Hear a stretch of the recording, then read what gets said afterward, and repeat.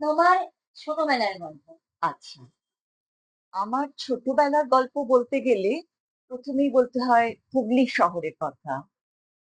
হুগলিতে আমার বেড়ে ওঠা একটা অনেক পুরনো বিরাট বড় বাড়িতে।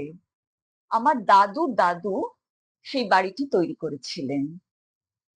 আর বাড়িতে মানুষ কিন্তু ছিলাম আমরা তিনজন, আমার বাবা মা আর আমি। আমি অনলি চাইল্ড। তো স্কুলের বাইরে আমার খুব একটা সঙ্গী সাথী ছিল না। ছোট থেকেই আমার ভীষণ পড়ার শখ ছিল। আর বাবা মা নিয়মিত বই সংগ্রহ করে দিতেন, বই কিনে দিতেন।